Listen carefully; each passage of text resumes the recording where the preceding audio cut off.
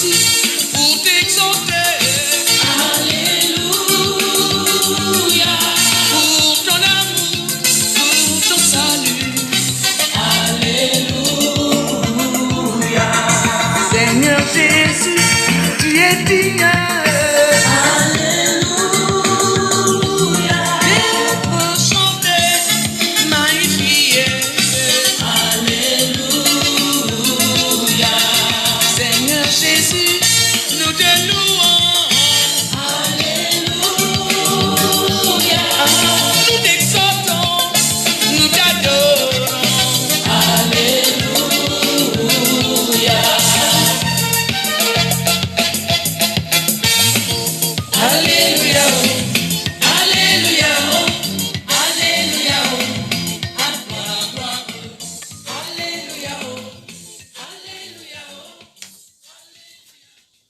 Oui, peuple de Dieu, nous sommes venus pour l'adorer, nous sommes levés, nous nous sommes réveillés pour l'adorer. Peuple de Dieu, que la compassion, la paix et l'amour vous soient multipliés au nom du Père, du Fils et du Saint-Esprit. Amen. Comme nous sommes là pour l'adorer, nous sommes là pour le louer. Nous sommes levés ce matin encore avec les actions de grâce et les louanges. Prions Dieu. Éternel Dieu Tout-Puissant, toi qui es l'auteur de notre vie et de notre souffle, nous te rendons nos humbles louanges pour nous avoir conservés depuis la nuit jusqu'à cette heure de cette nouvelle journée. Nous demandons que ta volonté soit faite dans nos vies et activités de la journée. Accepte nos louanges pour cette journée au nom et pour l'amour de ton Fils Jésus-Christ, notre Rédempteur. Amen.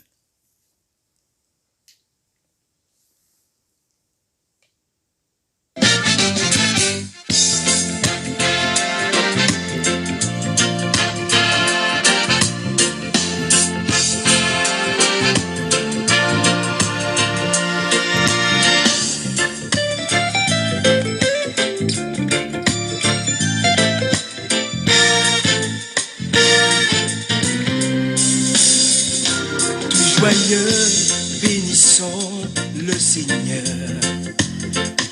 chantons et célébrons ses louanges, adorons avec foi le Sauveur, nous joignons aux célestes phalanges pour dire gloire à Dieu, gloire à Dieu, gloire à Dieu. Retentissent en tout lieu, gloire à Dieu, gloire à Dieu, gloire à Dieu, gloire à Dieu. Que ce chant retentisse en tout lieu.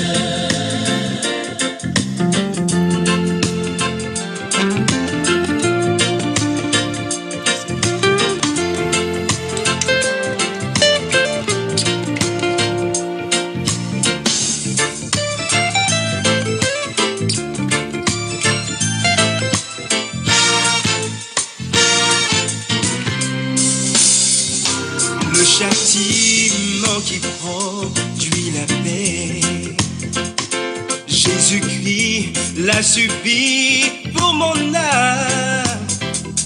Il voulut expier nos forfaits en mourant, lui sur le bois infâme. Gloire à Dieu, gloire à Dieu, gloire à Dieu.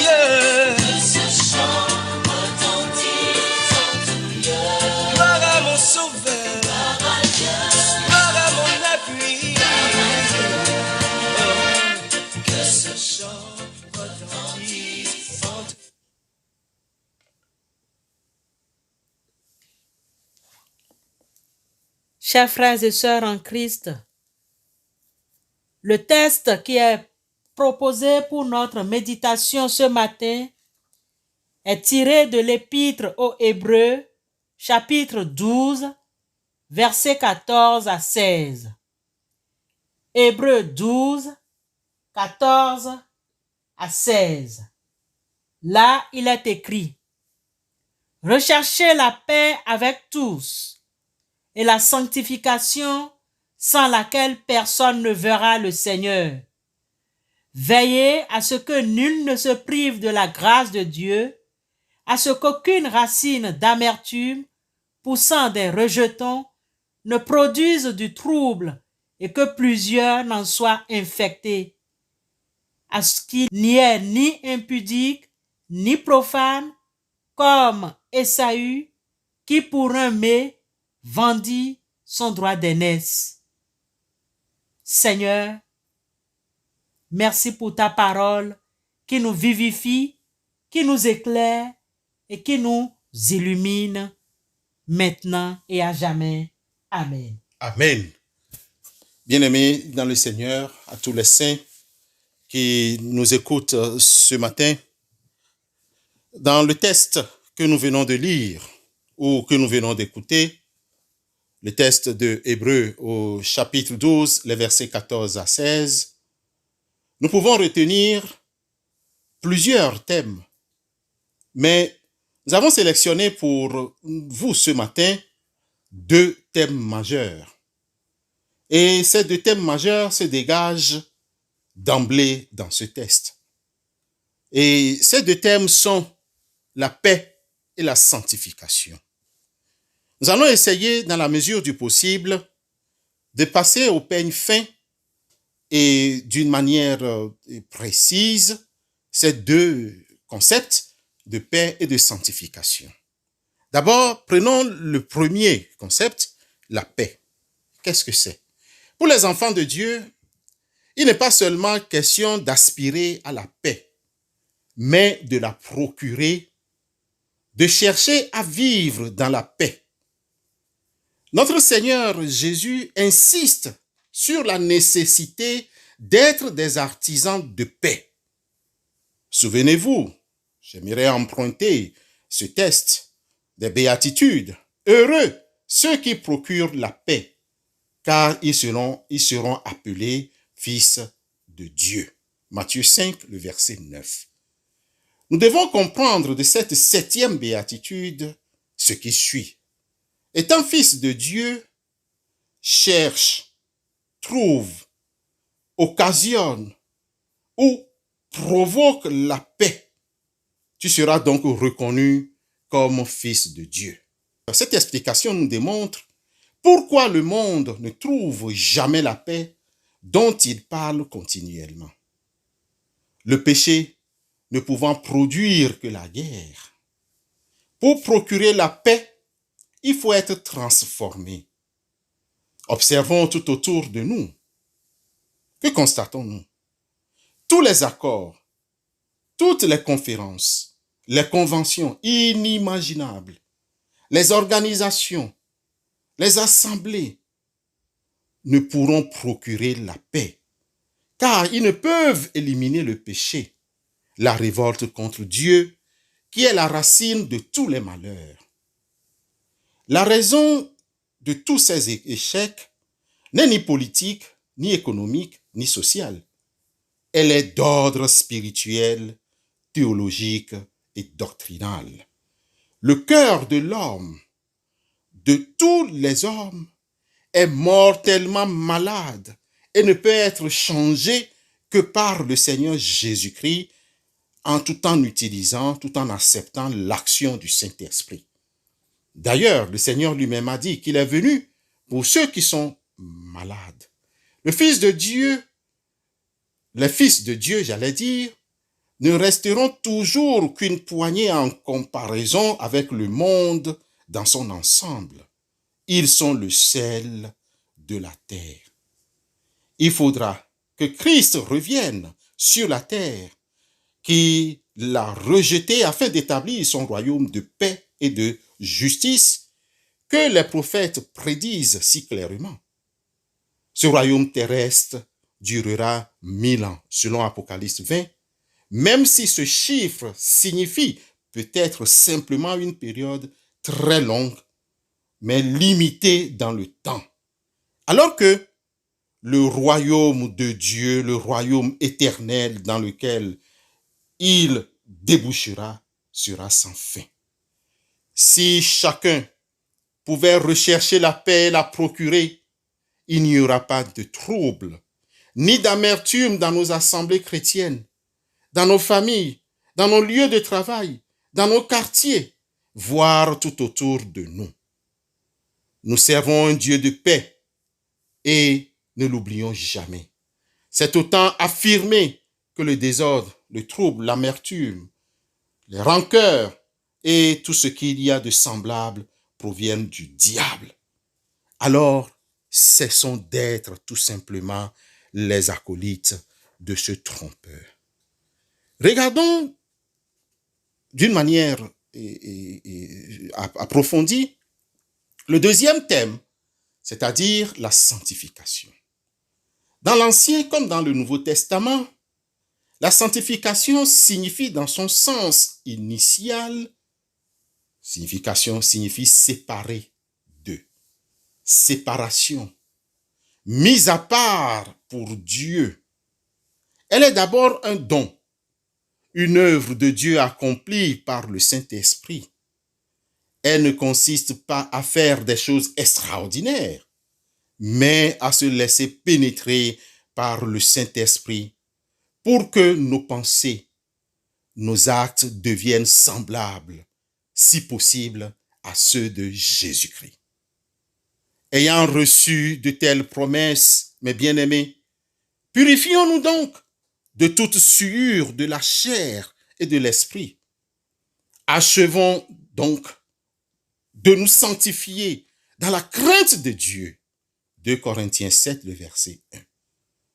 Dans la vie d'union de plus en plus intime avec Dieu, la sanctification est indissociable d'une conversion et d'une purification constante. La sanctification est alors reliée au fait que Dieu nous a mis à part pour lui. Nous sommes mis à part pour lui. C'est pourquoi nous devons chercher toujours à comprendre cette sanctification dans la rencontre personnelle avec le Seigneur Jésus-Christ. Nous sommes enfants de Dieu par la foi en Jésus-Christ. Jean 1, le verset 12 et 13. C'est un privilège que d'avoir Dieu pour Père. Et puisqu'il est saint, il ne peut communier qu'avec ceux qui se sont sanctifiés par le sang de l'agneau, ceux dont leur habit est lavé dans le sang de cet agneau, Jésus-Christ.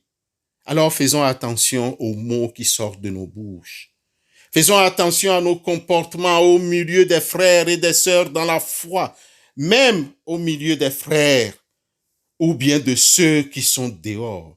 C'est ainsi que notre adoration même se fera en esprit et en vérité, comme nous demande Jean 4, le verset 24.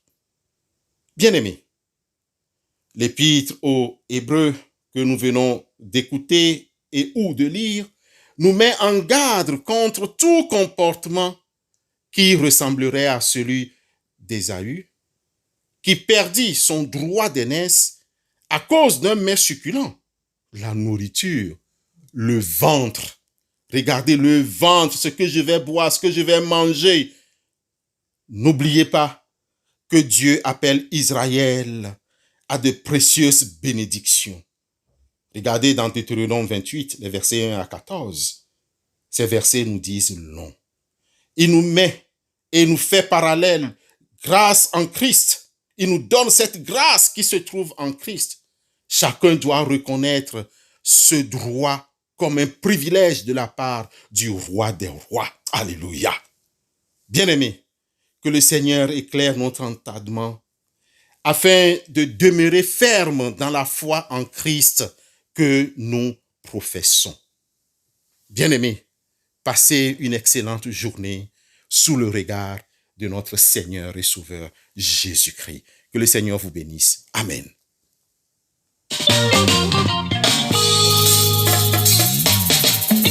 Oui, Dieu est bon. Oui, Dieu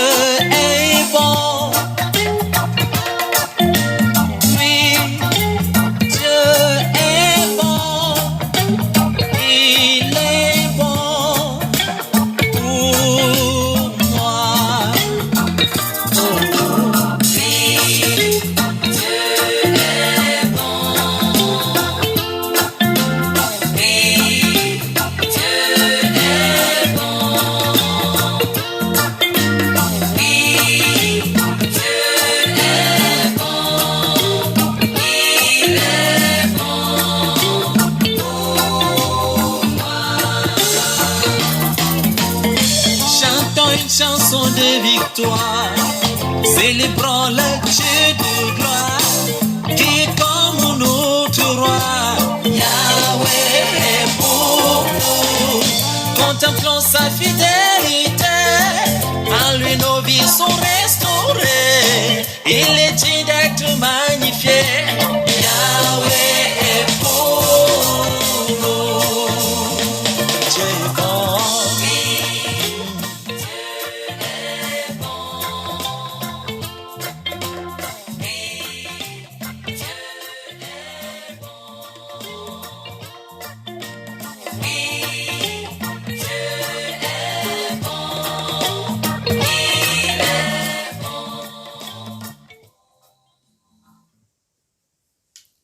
Prions Dieu. Éternel Dieu, tu es bon, tu es magnifique, tu connais nos faiblesses et nos forces. Nous implorons particulièrement ta grâce et ta protection pour la journée qui commence. Fais que nous soyons modérés en toutes choses. Dieu Tout-Puissant, tu nous as donné l'espérance du salut. Nous t'adressons avec confiance nos prières et nos intercessions. Regarde avec bonté tous les hommes de Dieu, ton Église, les chrétiens qui combattent sur la terre. Assiste-les dans le témoignage qu'ils rendent à l'Évangile. Et que tous ceux qui invoquent le nom du Christ soient unis dans la vérité et la charité. Bénis chacune de nos familles. Accorde-nous de grandir dans la foi. Fais-toi connaître à tes enfants. Affermis les adolescents. Inspire les parents. Soutiens les vieillards. Protège nos différents pays, ces villes, ces villages et tous ses habitants. Veille sur nos autorités et suscite en elles des pensées de justice et de paix. Aie pitié de ce monde troublé et divisé. Approche-toi de ceux qui sont dans la misère. Assiste ceux qui ont faim, ceux qui sont chassés de chez eux, exilés ou déportés, ceux qui sont persécutés ou torturés. Seigneur, veille sur tes enfants, veille nous prendre, nous, et tous ceux qui nous sont chers sous ta garde et ta protection paternelle. Nous te demandons humblement tout ceci pour l'amour de ton Fils unique, notre Rédempteur Jésus-Christ. Amen.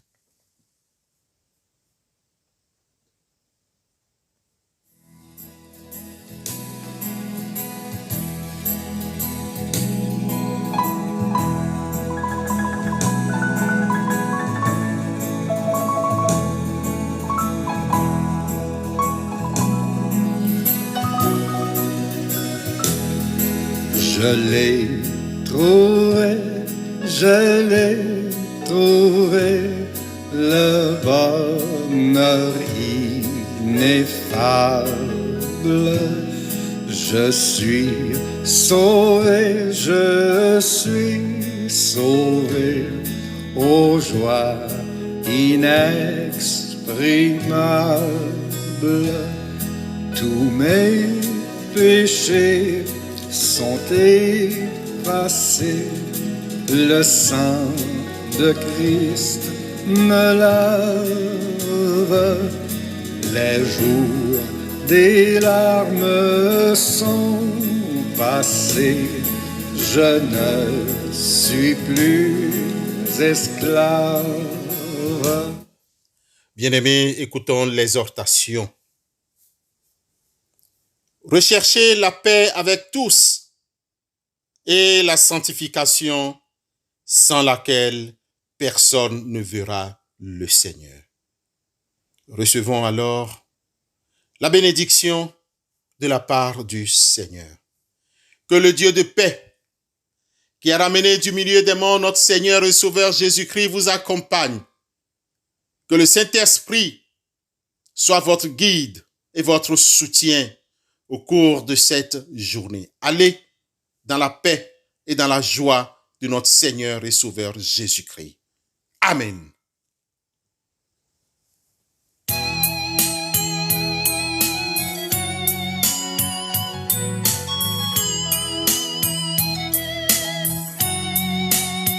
Pleine paix, Jésus, en ta présence. Pleine paix, soutenue par ta main. Pleine paix, gardée par ta puissance. Pleine paix, tout le long du chemin. Parfaite paix, douce paix. Parfaite paix, douce paix. Même en marchant dans la puissance.